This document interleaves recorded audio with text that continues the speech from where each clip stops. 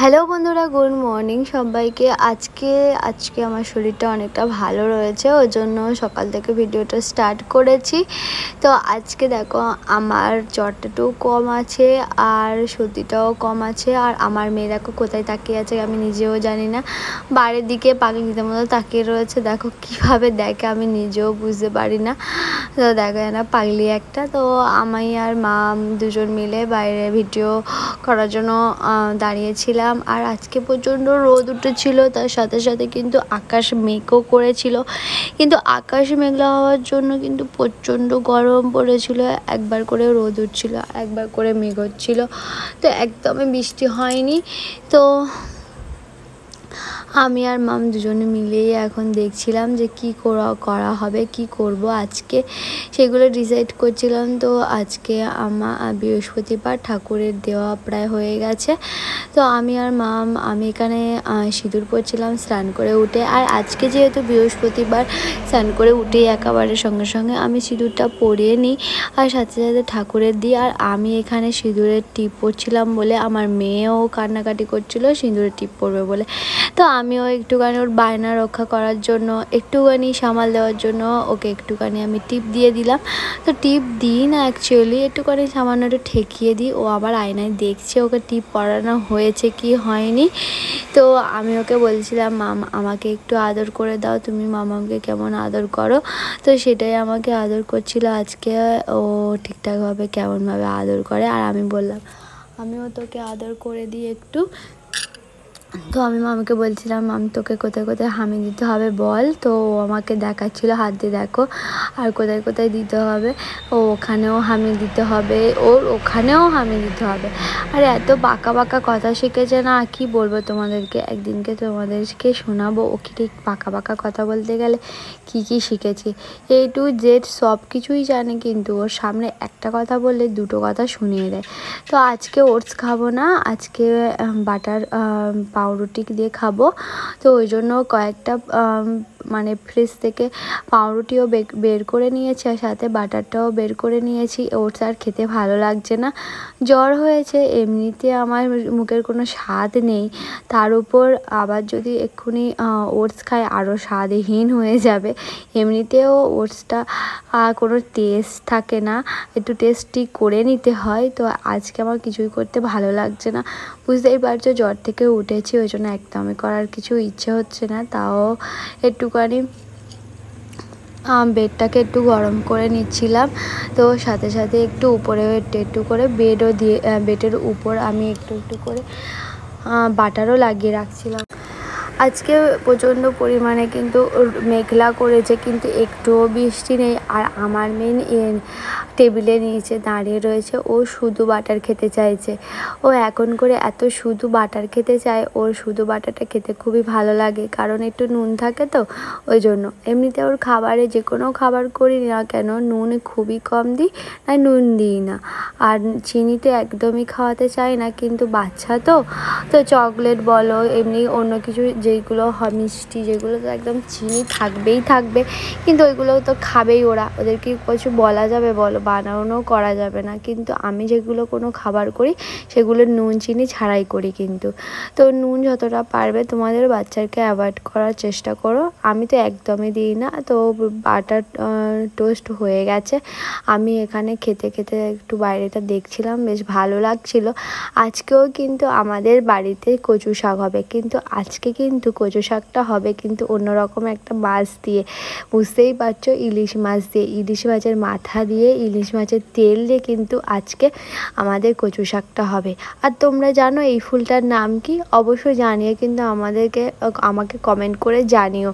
আমাদের এই বর্ষা এলেই এই গাছটা এতটা মানে পুরো তাজা হয়ে ওঠে, কি বলবো, এত প্রচণ্ড গরম পড়ায়, শীত পড়াতে এই গাছটা কি হয় একদম মরে যায়, কিন্তু ঠিক বর্ষার সময়টা এলে ওই গাছটা একেবারেই কিন্তু বেঁচে ওঠে। আর প্রচুর পরিমাণে ওই লম্বা লম্বা সুতো মতো কিন্তু ওরকমভাবে গাছটা বেড়ে ওঠে। আর আমার মেয়েকে ফুলটা নিয়ে কানে লাগিয়ে দিয়েছি, বলছে রোদ, প্রচণ্ড রোদ, মামাম নিয়ে চলো। তো আজকে চিংড়ি মাছটাও কিন্তু ভালো করে ধুয়ে এনেছি, আজকে চিংড়ি মাছের মালাইকারি মালাইকারি করব। ঠিক মালাইকারি বলতে গেলে ঠিক কিন্তু আমি আগের বারে যেমন করেছি ঠিক তেমনই আমার মেয়ের জন্য। এখানে দেখো ইলিশ মাছ কটা ধোয়াও হয়ে গেছে সুন্দর করে, আগে কেটে নিয়ে তারপরে ভালো করে ধুয়ে নিয়েছি, তারপর পিস করেছি, যেটা কিন্তু খুবই সুন্দর হয়। আর এখানে দেখো একটুখানি তেজপাতা, একটু পাঁচফোড়ন দিয়ে কচু শাকগুলো দিয়ে দিলাম। প্রথমে কিন্তু কচু শাক করার সময় ভালো করে সিদ্ধ করেছি আর দু একটা আম পাতা ছিঁড়ে দিয়েছি। তোমরা যখন কচু শাক সিদ্ধ করবে, অনেকেই মনে করে কচু শাক খাবো না, গলা কেটে, কিন্তু তোমরা যখন কচু শাক সিদ্ধ করবে তখন দু একটা কিন্তু আম পাতা দিয়ে দিও, দেখবে আর গলা চুলকোবে না, কিছুই হবে না। আর এখানে চিংড়ি মাছ করার জন্য আমি আদা রসুন বাটা, পোস্ত ও চারমগজ বাটা, সাথে পেঁয়াজ পেস্ট করে নিয়েছি। করে নিয়ে তারপরে আমি চিংড়ি মাছগুলো নুন একটু হালকা হলুদ দিয়ে ভালো করে ভেজে নিচ্ছি। আজকে কিন্তু সেম প্রসেসে করবো, আগের বারে তোমাদের সাথে যেমন রেসিপিটা শেয়ার করেছিলাম, একদম নারকেল দুধ ছাড়া কীভাবে মালাইকারি করবে আর এত সুন্দর টেস্টি খেতে হয়, সেটা কিন্তু তোমরা হয়তো বুঝতেই পারো একবার বাড়িতে যদি ট্রাই করো। আমি কিন্তু এখানে কী করি, পেঁয়াজ, টমেটো, তারপরে আদা বাটা, রসুন বাটা ভালো করে ভেজে নিই। ভেজে নেওয়ার পরেই কিন্তু এখানে দিয়ে দিই নুন, একটু হালকা হলুদ, হালকা চিনি, কষার সময় মশলাতেই দিয়ে দিই চিনি। আর সাথে তোমরা যদি পারো একটুখানি ঘিও দিতে অ্যাড করতে পারো, সাথে একটু গরম মশলাও তোমরা অ্যাড করতে পারো। কিন্তু আমার মেয়ে যেহেতু খাবে, তোমরা কিন্তু ঝাল দিতে পারো। আমি কিন্তু এখানে কোনো রকম ঝাল ব্যবহার করিনি, কারণ আমার মেয়ে খাবে তো, ওই জন্য। তো দেখো রান্না করতে করতে কি সর্বনাশটাই হলো, আজকে আমার ফোনটাই পড়ে গেছিলো রান্না করতে করতে। ফোনটা আমার যেহেতু স্ট্যান্ড নেই, ওই জন্য স্ট্যান্ড না থাকায় খুব অসুবিধা হয় এরকমভাবে ভিডিও করতে। তো কীভাবে স্ট্যান্ডটাও এখন আমি কিনিনি, সেরকমভাবে আমার কেনা হয়ে ওঠেনি। তো এখানে দেখো আমি মশলাটা সেমভাবে কষে নিচ্ছি। তো করার পরে একটুখানি পোস্ত বাটা, তারপরে চারমগজ বাটা দিয়ে ভালো করে নুন হলুদ দিয়ে হয়ে গেলে একটুখানি অল্প করে জল দিয়ে দিতে হবে। দেওয়ার পর যখন ফুটে আসবে, হালকা চিনি দিয়ে, আর তোমাদের যদি নারকেল দুধ থাকে তো কোনো ব্যাপারই না, আর যদি না থাকে তাহলে এমনভাবে ট্রাই করে দেখো বন্ধুরা, তোমাদের চিংড়ি মাছের মালাইকারি কিন্তু মানে নারকেল দুধ ছাড়াই কিন্তু খুব অসাধারণ খেতে লাগবে। আমার তো ভীষণ ভালো লাগে এই ঝালটা খেতে। আর এখন বাড়িতে একদম নারকেল বাজারেও পাওয়া যায় না, আর বাড়িতেও থাকে না, ওই জন্য আমি এরকমভাবে সবসময় ট্রাই করি। আর এখন করেই বাগদা চিংড়ি, গলদা চিংড়ি আমাদের বাড়িতে প্রায় আসে, কারণ কি আমার মেয়ে খেতে খুবই ভালোবাসে, ওই জন্য ভাজা করি না, এরকমভাবে ঝাল বা সিদ্ধ যে কোনো কিছু একটা করে দিই। আর এখানে দেখো কচু শাক প্রায় রেডি হয়ে গেছে। কচু শাক দেখবে যত তোমরা ফোটাবে ঠিক ঠিক কচু শাক থেকে ঠিক অনেক অনেক জল বেরোয়। আর এদিকে ইলিশ মাছগুলো ভেজে রাখা হয়েছে। এবেলা কিন্তু ইলিশ মাছ হবে না, ইলিশ মাছগুলো ওবেলা হবে, মানে বিকালে। আজকে হবে মাছের মাথা দিয়ে মুগের ডাল, আর সাথে হবে বর্মা শাক। এই বর্মা শাকগুলো আমাদের বাড়ির সামনেই হয়েছে, বৃষ্টি হচ্ছে না, অনেক হয়েছে, ওই জন্য ভাবলাম শাক গোটা দই তুলি, আর আমরা খাবো, আমার মেয়েও খাবে। আমার মেয়ে এখন করে শাক পাতা একদমই খেতে চায় না, সাথে সাথে শুধু বলে মাছ খাবো, জিজি খাবো, মাংস খাবো, এই সব। তোমরাই বলো, এখন মাছ বলো, মাংস বলো, সব কিছু একদম সারে ভরা। আর আমাদের বাড়ির সামনে যেই গাছগুলো শাকগুলো হয়েছে, কলমি শাক, বর্মা শাক, নোটে শাক, এইগুলো একদম কিন্তু সারহীন, কোনো রকমভাবে সার দেওয়া হয় না, এমনিভাবেই বেড়ে উঠেছে। তো ওই জন্য ভাবলাম আমি এরকমভাবে প্রতিদিন ওকে খাওয়ানোর চেষ্টা করব। আজকে আবার এই বর্মা শাকে ঝাল দিয়েছে, ও একদমই ঝাল খেতে পারে না, ওই জন্য আর এখানে ওকে আর কিছু দিলাম না। আর এদিকে দেখো আমি যেখানে চিংড়ি মাছের মালাইকারি করার সময় বা চিংড়ি মাছের ঝাল করার সময় দেখি এরা কি চেল্লামেল্লি করছে। দেখি বাড়ির পিছনে একটা জাম গাছ আছে, কুকুরে জাম বলতে পারো, ছোট্ট ছোট্ট জাম যেগুলো হয়, ওই জামগুলো দেখি এরা পারছে। তো আমাকে বলছে, কাকিমা তুমি খাবে? আমি বলি হ্যাঁ দে দেখি কেমন খেতে। তো আমি একটা হাতে নিয়ে দেখি খুব মিষ্টি, সাথে আমার মেয়েও খাওয়ার জন্য বায়না করছিল, আমার মেয়েও খেয়েও খুব ভালো বলেছে। তো তারপর বলি তোরা খা, আমি চলে যাচ্ছি। তা আমার বরকে খেতে দিয়ে দিয়েছি।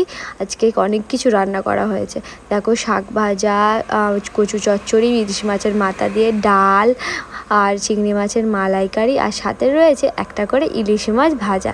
আর তারপরে রাতের দিকে আমার বর আমার জন্য আজকে আমার অনেক কিছু এনেছে। দেখো মন জিনিস থেকে একটা কাপ কেক, তারপরে তান্দুরি চিকেন, অনেক কিছু, সাথে কাবাবের একটা রোলও এনেছে। তো আমার কালকে জ্বর ছিল, ওই জন্য কিছু খেতেই পারিনি। আজকে বললো আমার বইয়ের জন্য নিয়ে যায়। আর অনেকেই জানো আমি কালকে একটু রাগ করেছিলাম, ওই জন্য আমার জন্য এইগুলো এনেছে। কেকটা কিন্তু আমার জন্য না, কেকটা আমার মেয়ের জন্য এনেছে। আর সাথে দেখো এখানে এতগুলো খাবার এনেছে।